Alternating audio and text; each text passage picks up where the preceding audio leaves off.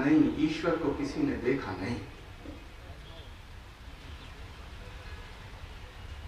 लेकिन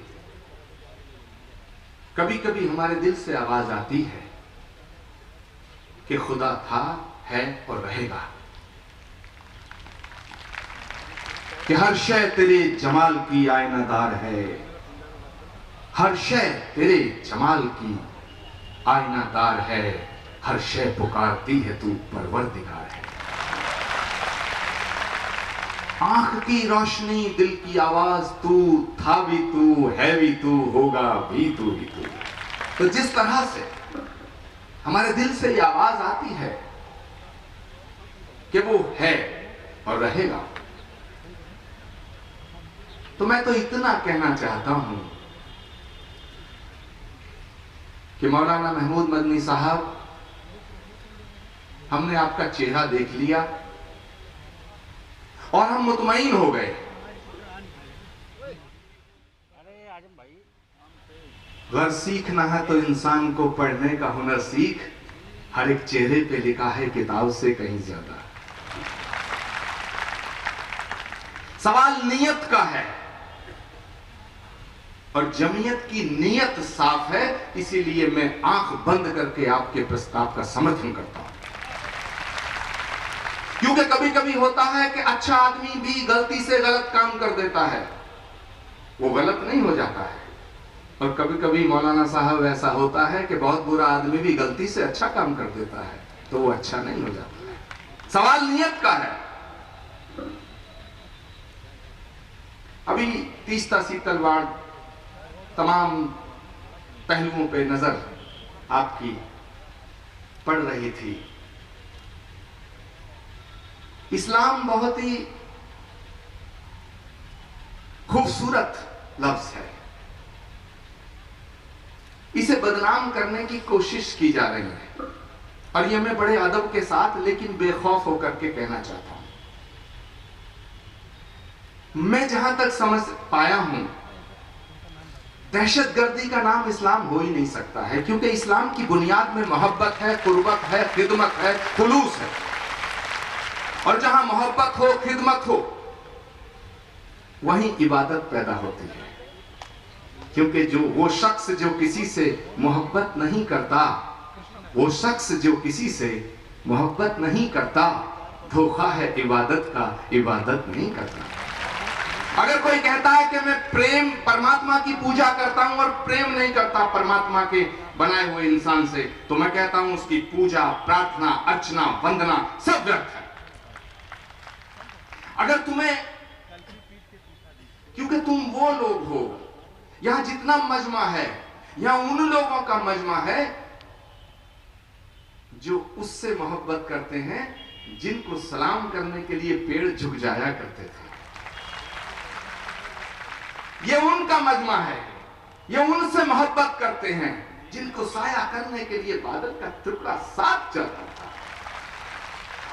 और ऐसे पैगंबर इस्लाम हुजूर सल्लल्लाहु अलैहि वसल्लम जिनको आप चाहते हैं, उनके मानने वाला मुसलमान आतंकवादी हो जाएगा, ये कोई कहे मैं मानने को तैयार हूं।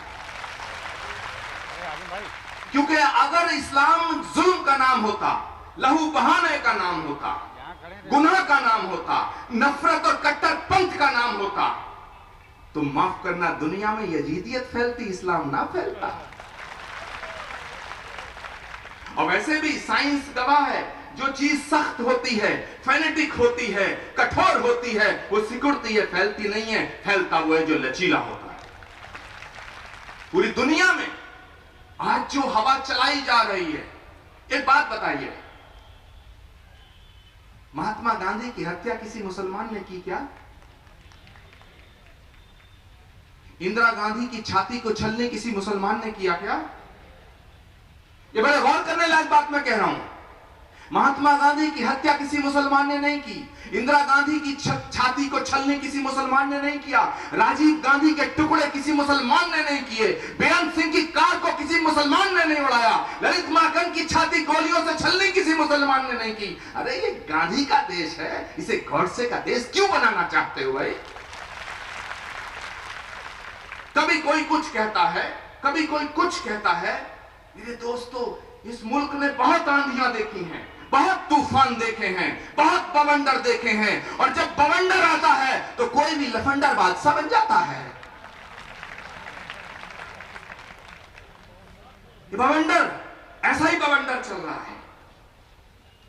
मैं पूछना चाहता हूं कि इस देश की आजादी में, और मैं बड़े एहतराम के साथ कहना चाहता हूं कि अगर शहीद आजम भगत सिंह फांसी पे लटके 23 साल की उम्र में, तो क्या अशफाक की कुर्बानी को हम नजरअंदाज कर सकते हैं? अगर मेजर आशाराम त्यागी ने पाकिस्तान से लड़ते हुए अपनी शहादत दी, तो क्या वीर अब्दुल हमीद की कुर्बानी को नजरअंदाज किया जा सकता है? ये देश 125 करोड़ हम सब लोगों का है। ये गांधी का देश है, ये नेहरू का देश है, ये अशफाक का देश है, ये भगत सिंह का देश है, ये सुभाष का देश है, ये तोगड़िया फोगड़िया जैसे बकवास करने वाले लोगों का देश नहीं है।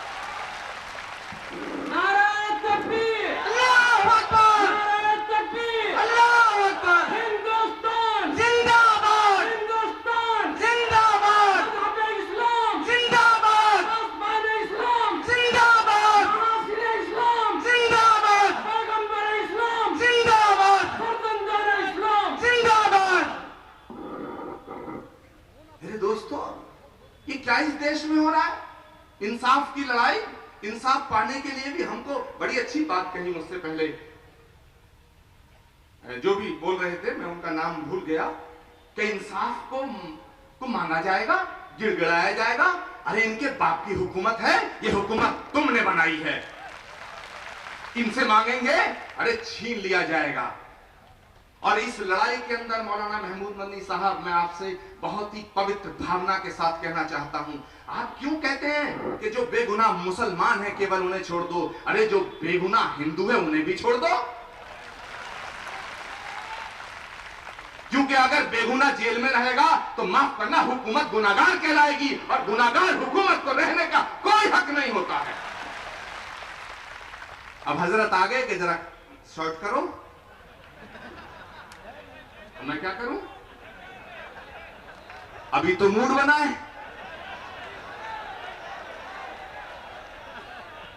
मैं कहना चाहता हूं मेरे दोस्तों कि जमाना कुछ भी कहे उसका एहतराम न कर, जमाना कुछ भी कहे उसका एहतराम न कर, जिसे जमीर न माने उसे सलाम न कर, जिसे जमीर न माने उसे सलाम न कर।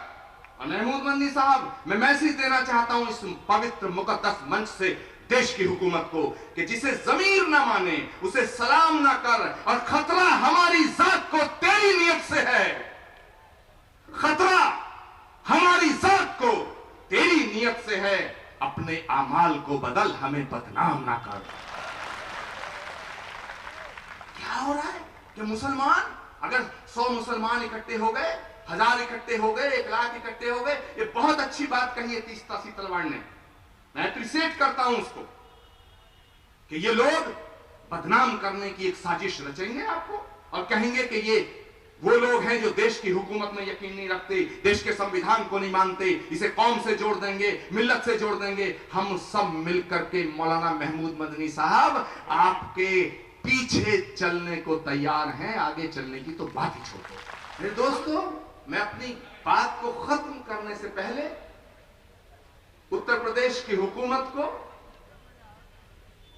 ये चेताना चाहता हूं, बताना चाहता हूं, कान खोल के, क्योंकि मुझे लगता है इनके कान खुले हुए हैं। इस देश में 10 साल ऐसे प्रधानमंत्री की हुकूमत रही जो ना बोलते थे, ना सुनते थे, ना देखते थे। महात्मा गांधी जी के सबसे बड़े अनुयायी अगर कोई देश में है तो मनमोहन सिंह जी निकले। उनके 3 बंदर थे, एक देखता नहीं था, सुनता नहीं था, तीसरा जो था बोलता नहीं था। उन तीनों की जो खूबियां हैं वो हमारे प्रधानमंत्री को भगवान ने दे दी थी, वो एक जगह थी। लेकिन जहां वो 10 साल तक चुप रहे, अब जो वजीर आजम है वो चुप ही नहीं होते हैं,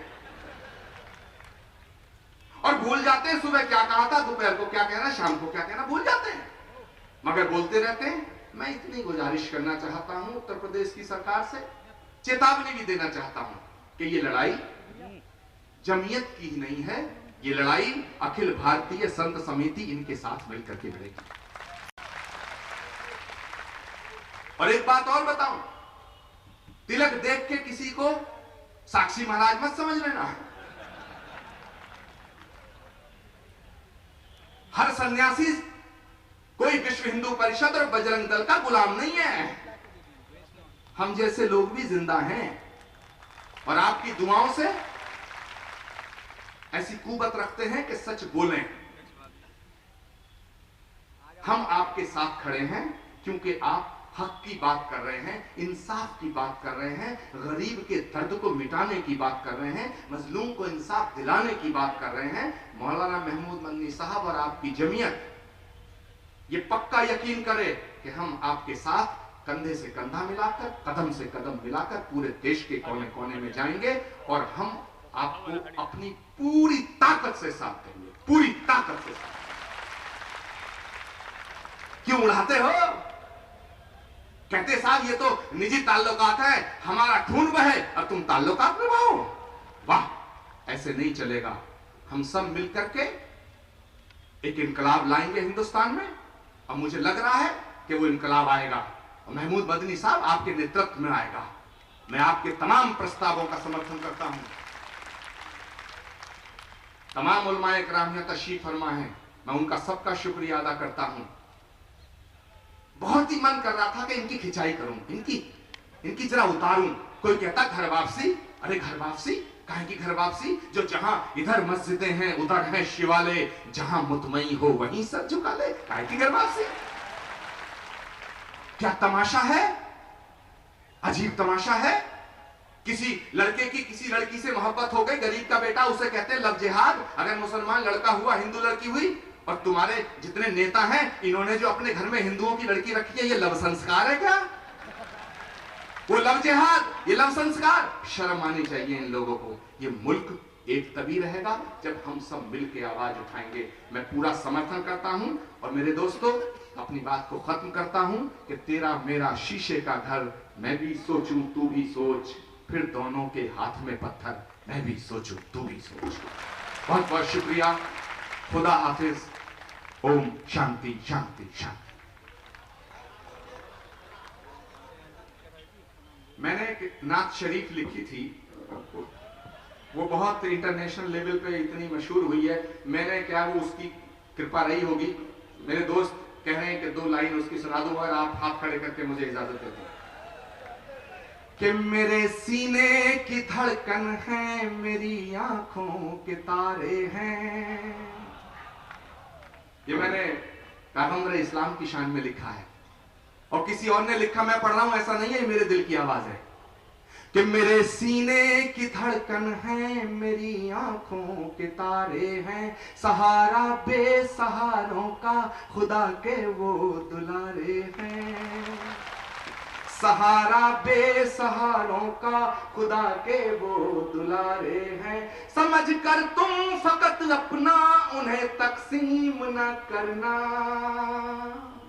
नबी जितने तुम्हारे हैं, नबी उतने हमारे हैं। नबी जितने तुम्हारे हैं, नबी उतने हमारे हैं। सबक तुमने मोहब्बत का हर एक इंसान को सिखलाया। मुकद्दस रास्ता देकर दीन दुनिया में फैलाया। मुकद्दस रास्ता देकर, क्योंकि उन्होंने केवल मुसलमानों की बात नहीं कही, उन्हें रहमतुल आलमीन कहा गया, रहमतुल मुसलमीन नहीं कहा गया। भगवान श्री राम को मर्यादा पुरुषोत्तम कहा गया, मर्यादा हिंदू नहीं कहा गया। कि सबक तुमने मोहब्बत का हर एक इंसान को सिखलाया। मुकद्दस रास्ता देकर दीन दुनिया में फैलाया। तुम ही दरिया, तुम ही सागर, तुम ही कश्ती, तुम ही मल्ला। रसूल अल्लाह रसूल अल्लाह रसूल अल्लाह रसूल अल्लाह। बहुत बहुत शुक्रिया। उलेमा हिंद की ये मांग है कि जो जेलों में बेकसूर लोग हैं और 10 साल 15 साल 20 साल उनकी तमाम ज़िंदगी उसमें गारत हो चुकी है और उनको बहुत से ऐसे लोग हैं उनकी चार्जशीट भी अभी पेश नहीं हो सकी है, तो उनको छोड़ा जाए। मैं भारतीय संत समिति की तरफ से इस बात का समर्थन करता हूँ कि जो भी बेगुनाह है उसको जेलों से रिहा किया जाना चाहिए। दूसरी इनकी बात है कि जो मुसलमान सोशल और इकोनॉमिक पॉइंट ऑफ व्यू से बहुत ही ज़्यादा पिछड़े हैं, गरीब हैं, उन्हें रिजर्वेशन मिलना चाहिए। और उत्तर प्रदेश की सरकार में जो पार्टी है उसने ये वादा किया था, तो इसमें भी मैं इनका समर्थन करता हूं। लेकिन उसमें एक बात और कहना चाहता हूं कि मेरी नज़र में गरीब गरीब है, अमीर अमीर है। तो जो गरीब है वो चाहे किसी कौम का हो, किसी धर्म का हो, उसे रिजर्वेशन और उसे सहूलियत मिलनी चाहिए। क्योंकि दर्द जो है वो जिसका भी है, उस दर्द को मिटाने की दवा सरकार को करनी चाहिए। और फिर ये सरकार तो वो सरकार है जिसका पूरी ताकत से गरीब लोगों ने समर्थन किया था, तभी तो ये सरकार बनी। लेकिन अफसोस कि जितने वादे चुनाव में किए, इस सरकार ने एक भी वादा पूरा नहीं किया है। तीसरा प्रस्ताव इनका है कम्युनल कम्युनल हार्मोनी को लेकर के कि इस देश में एकता बनी रहनी चाहिए। तो हम सब मिलकर के इस आंदोलन को अमली जामा पहनाएंगे और पूरे देश में इस लड़ाई को लड़ेंगे। मौलाना महमूद मदनी साहब के नेतृत्व में लड़ेंगे और इनके साथ साथ हज़ारों संत इस लड़ाई को लड़ेंगे। क्योंकि देश में शांति रहनी चाहिए और गरीबी मिटनी चाहिए, गरीब को उसके हक मिलने चाहिए। समझौता एक्सप्रेस में जो ब्लास्ट किया था, मालेगांव में जो ब्लास्ट किया था, अजमेर में जो ब्लास्ट किया था, मक्का मस्जिद में जो ब्लास्ट किया था, उसमें तो कोई मुसलमान आतंकवादी नहीं था।